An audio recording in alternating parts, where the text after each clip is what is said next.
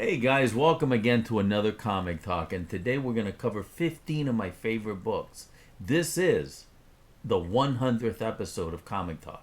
So I'd like to ask you to please slam that subscribe button, hit that like, let me know that you're interested in this kind of content, so that way I continue making it.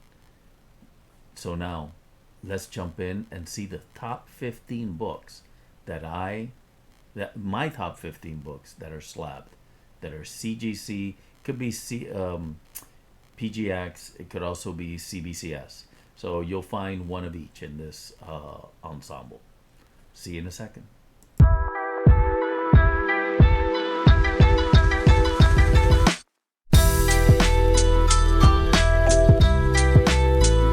Okay, guys, welcome again to Comic Talk, and today coming at you April 2023.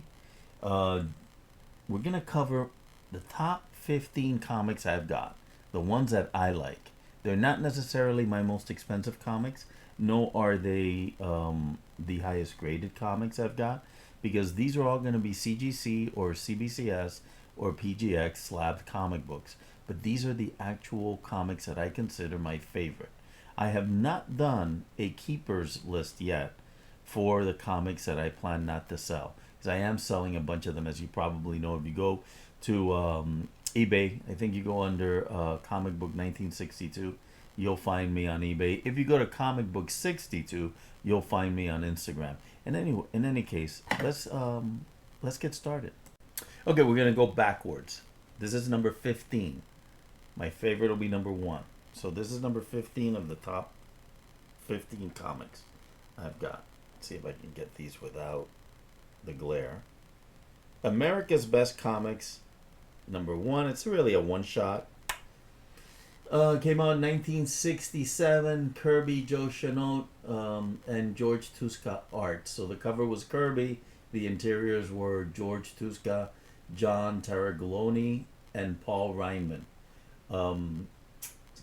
Covers Spider-Man, Fantastic Four, King Kong, Casper, George of the Jungle. It's a newsstand, and it's got a newsstand promo for the ABC 1967-1968 television season. Guys, the reason this is one of my favorite books is because these are the comics that I grew up with. These are the only things that you could get that had Marvel characters in it and were not in comic books, but were either in television or film of some sort. And these comics were really interesting. If you've never seen them, try to go back to YouTube and find them, because what you'll find is they excerpted the images right out of the comic books and then they animated them. They didn't actually create cartoon programming like you would see with Scooby-Doo, Casper, or some of the other ones. What they did here is that they took the comic books themselves, they took the art out of them, and they animated that art in a very rudimentary way.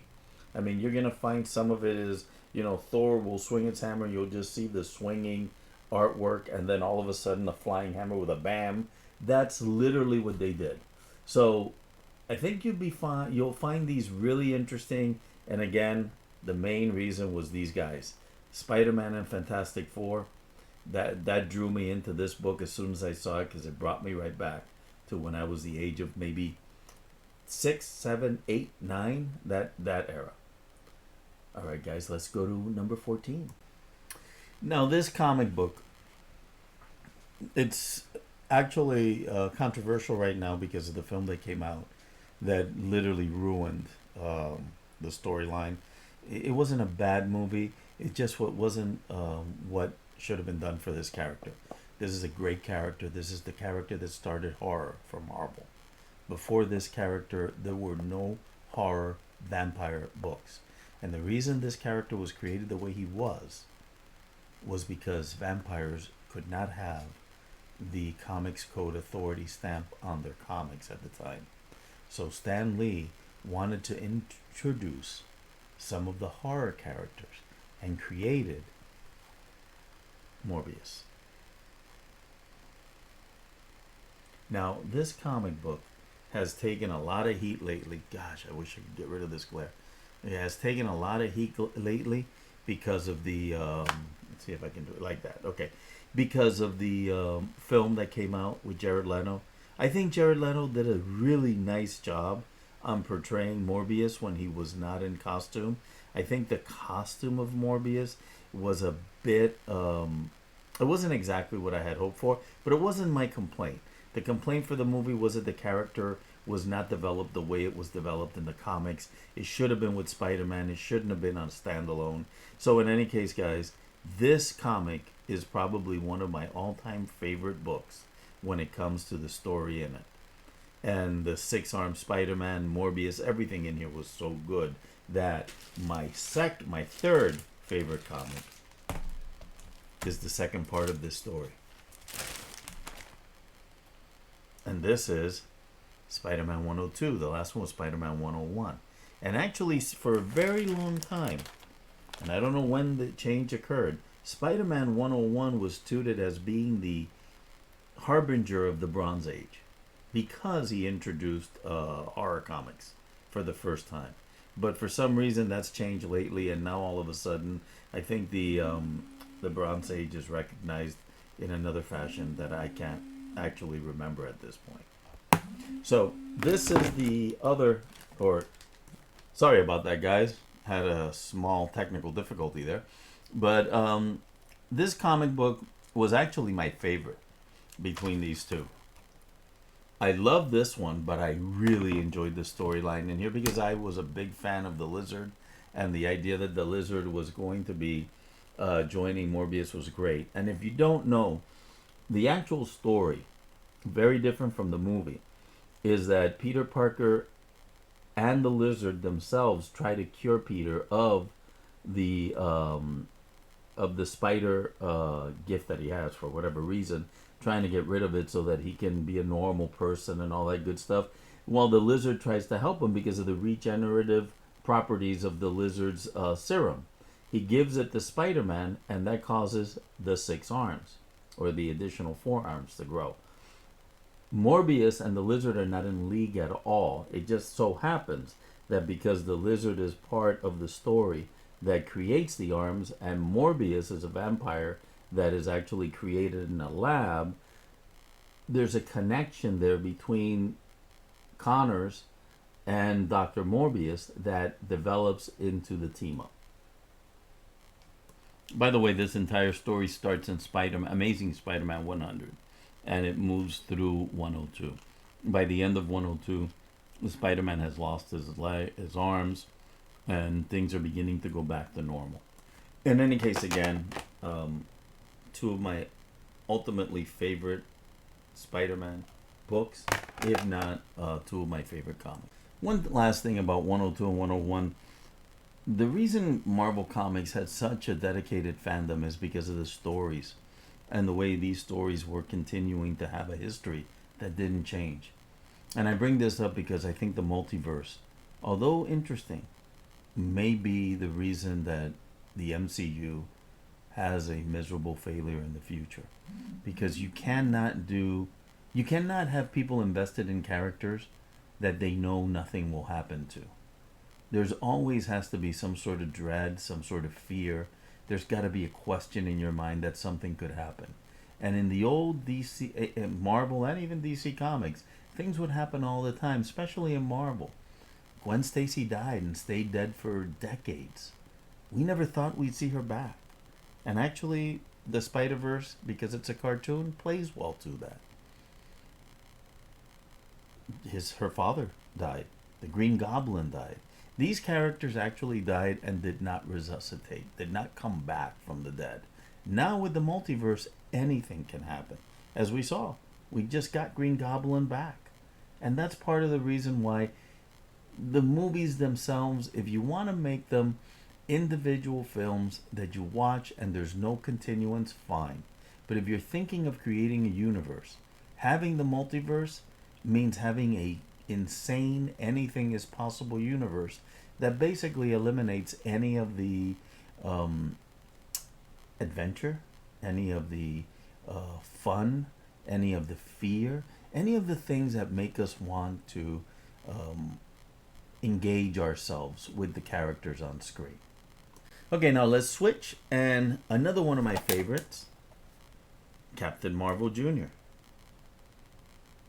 Captain Marvel Jr. This is issue number 40 from July of 1946. It's an Otto Bender story.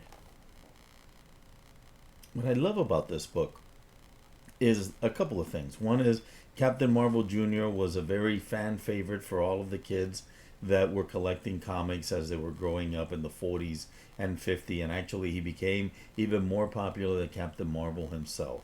This is a 9.0 from 1947. This is actually 1946. This is really hard to find. It's also what's called a Crowley edition. That means that this, or Crowley copy, you can see it there. Let me see if I can get that. You can't see it too well, but there it is up there on the top right here. That means that this is a... So this is part of the Crowley collection. And it is actually the nicest Crowley copy I have ever seen. One last thing about Captain Marvel Jr. Captain Marvel Jr. was actually, and I think I've covered this in other videos, but he was actually the inspiration for Elvis and the way Elvis looked on stage. Elvis copied everything about Captain Marvel Jr., including his hair, the style that he wore, and he actually had the lightning bolt that he had in a keychain that he wore. He was a huge Captain Marvel fan and an enormous Captain Marvel Jr. fan. We're going to stick a little bit with Fawcett. Here we go. Wiz Comics. This is an 8.0, not a 9.0, but still a very nice comic book considering that this is from December 1945. I love this comic book because of the cover. This is not a comic book I've ever actually read. This is a comic book that I just love the cover because I love these kind of Art Deco rockets that were basically the Buck Rogers, Flash Gordon type rocket ships.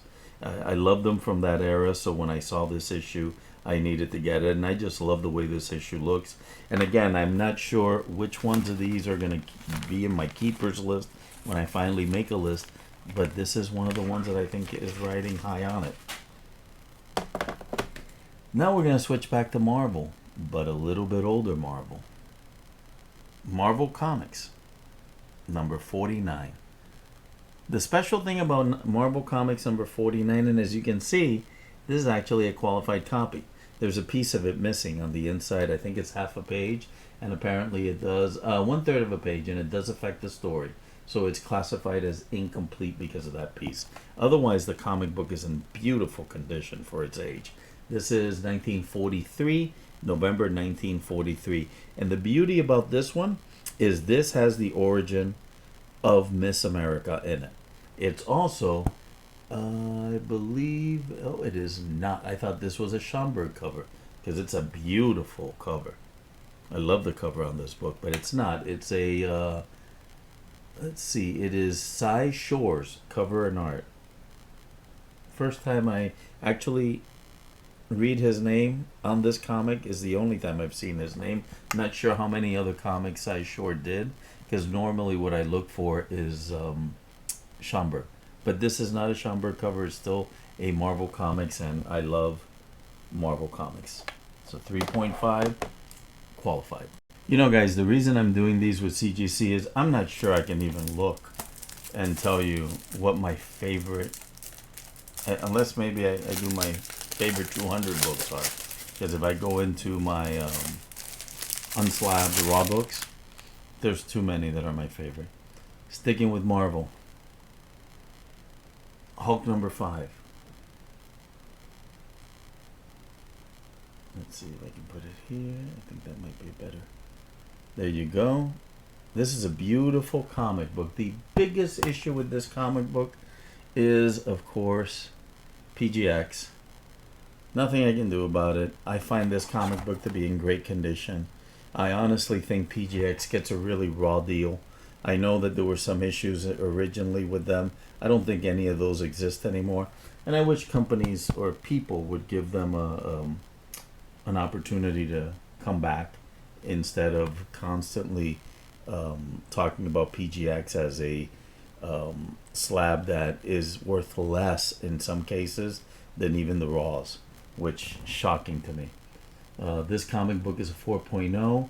I think if I sent it, it does have, says tape over staple on the interior front cover. So would it get anything better from CGC? I don't know. I've seen a lot of comics go to CGC and come back, PGX comics come back with higher grades, not even lower grades, either the same or higher. But anyway, beautiful book. One of the first 6 books the Hulk had. Very hard to find. I wanted to get a collection of these 6. Just way too difficult and way above what I want to pay. Now, a lot of people are complaining that the comic market has gone down in price and that, comic books are worth a lot less. You know what, guys? It's an opportunity. It may give me an opportunity to buy more like this. I bought this basically in 2020, and I think at the time, I paid $400 for this, which is not bad in my opinion. Okay, now we're gonna switch a little. We're gonna go into EC Comics. We're gonna stick with the Golden Age, actually the Atomic Age, 1954, August 1954, 8.0. Beautiful book, absolutely beautiful book. This is one of my all-time favorite books. It's a red dupe editorial that's in it about the communism, but there's also a rape story in it. So it's one of those that was classified as the reason why the Comics Code was created, and it was highlighted in Seduction of the Innocent. It's hard to say, but I think EC, out of all the comic book lines, is my absolute favorite. And I have been toying with the idea of only collecting EC as I decide to sell a lot of my collection. And I'm still debating on it, but every day it's getting more and more likely. By the way, guys, this was from a Heritage auction. There's the actual auction there. This comic, I got it at a really good deal. I made the trade, and I got it at a really good deal. Sticking with the Golden Age, now we're going to go to something completely different. This is actually Magazine Enterprises. I don't think you probably thought of the comic book company Magazine Enterprises, but if you've ever seen the ME logo, that's Magazine Enterprises. Now this comic book is from 1952, and this is Ghost Rider number 8. This is a really tough book to get in this grade. You can see the skull cover, so it's got the atypical skull cover that everyone loves for the Golden Age.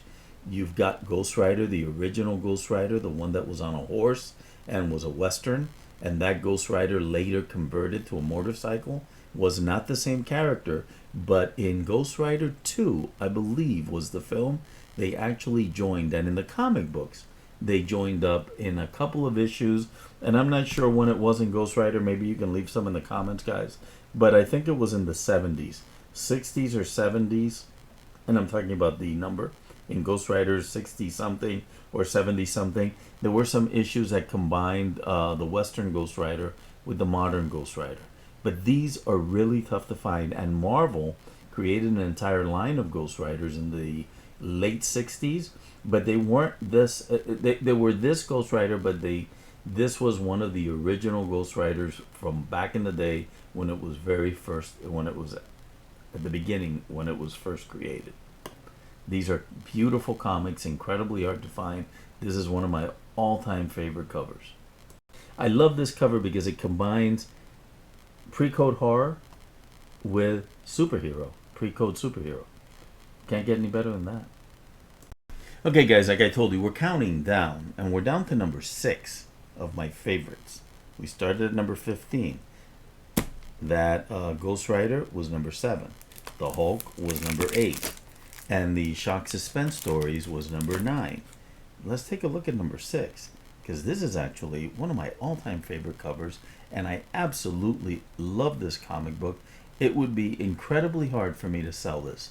More than likely, what I'm going to do is try to upgrade these as well as some of the other ones you saw.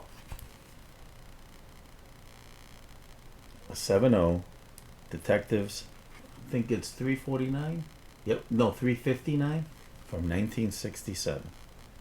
The debut of the new Batgirl. I absolutely love Batgirl. I love Batman and Robin and Batgirl together. This is a comic book that will definitely make it into my keepers list, no matter what. I think all of these will make it into my keepers list. This is the first time I go out there and try to find my favorites, and this is the best job I can based on all being CGC. There's a bunch of other comics that I could bring out, but CGC, this is it. So again, first Batgirl. This comic book was worth a ton of money. This comic book went up into the $3,500 range. I think now it's down to like $1,800. Still a hell of a comic. Tell you something, guys. When I bought it for $200. I think I bought it for about 180 or 200. I sent it to get slabbed, and I got a 7.0, and I was very happy. This happened a long time ago. This was about 10 years ago. Number 5. This was my grail for Fantastic Four. It is restored, unfortunately. It's not going to be the last one you'll see that's restored. I don't mind restored books. I honestly feel that restoring comic books is not a bad thing. I think as long as the restoration is done well, this was obviously not, but see the tape, that's the problem right there. The problem I have with this one is if I take the tape off and I sent it to get reset, all that's going to happen is the tape will come off. The grade will probably be the same, and the piece that's on the top will be falling on the bottom of this holder, and it'll just lie on the bottom there because there's nothing to hold it up. That was completely ripped from end to end, so unfortunately I don't think there's a way to repair it, even if it wasn't entirely ripped, which it looks like it is. And I did have it. I was the one that slabbed it, so when I had it I looked to see if it was a way to actually fix it, and I just felt that there wasn't. So I left it, sent it into CGC to see what would happen. Got a 3.5 restored. You know, guys, what can I tell you? I love this comic book. The importance of this comic book is not been recognized by the industry, because this is the third appearance of the Fantastic Four. And not only is it the third appearance, it's the first appearance of the Baxter Building, the first appearance of the Fantastic Car, the first time they get in uniform. You had never even seen the Fantastic Four in uniform until this comic.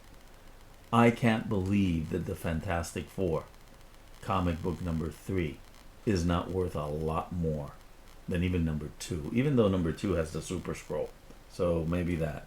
But to be honest, I love this issue, always did. Took me a long time to find one I could afford. This one, like I said, I got it without it being a slab, so I had it slabbed myself. I think on this one, I want to say I paid $460 for it raw, which is a substantial amount of money. It was a few years ago. It wasn't that long ago, but it was before the comic boom. Let's stick with Fantastic Four. So number 3. My third favorite CGC slab. Fantastic Four 49. 6.5 restored, unfortunately. You know what? I've had this book, this actual comic, since 1977. Maybe 76. When I got this comic, I got it from an LCS. I kept it always in Mylar. Always kept it and stored it and made sure. Not always in Mylar, because Mylars didn't come out back then. But I always kept it in the best possible condition. And as soon as Mylars came out, I put it into a Mylar. It always had a backing board. It always had a bag. To me, it's probably one of my favorite all-time covers. It has everything I love. I love Fantastic Four. I love Silver Surfer. And I love Galactus. So, what more can I tell you about 49? It's my favorite. I actually had the ability to buy 48 and 49 back when this happened, when I bought this one. The reason I went with this one is I hated the cover of 48. And I was collecting for fun, not for spec. Okay, so we're getting to the last 3. So number 3. And this one's going to be a CBCS. Strange Tales 101. Another one of my grails. Strange Tales is a very unappreciated series. This is probably the fourth or fifth appearance of the Human Torch. Strange Tales 101 came out in October of 1962. Number 3 came out in March 1962. So this is within the first 10 issues of Fantastic Four. Beautiful book. Number 2. Silver Surfer number 4. 4.5. 1969 February. What can I say about this? This comic for the very longest time always held the reputation of being one of the comics that had the lowest distribution. I think that actually has gone out. Is no longer known for that. What it's known for is to be the classic battle cover of all classic battle covers. Love this comic. Now for the number 1. Coming from Silver Surfer number 4, what else can you expect but Silver Surfer number 1? The most beautiful series I think ever written. The Silver Surfer miniseries. Guys, if you haven't read it, buy the compendium. I'm telling you, it is a gorgeous series. The artwork is phenomenal, flawless. It was Stan Lee's favorite series. He would always say that in the conventions as we were kids. He would talk about the Silver Surfer as being his own embodiment. 4.0 would love to get a 9.8. I don't think I ever will. August 1968. Guys, my top 15. Hope you enjoyed it. I will see you soon. And again, hit that like, hit that subscribe. We'll be back. Have a wonderful spring.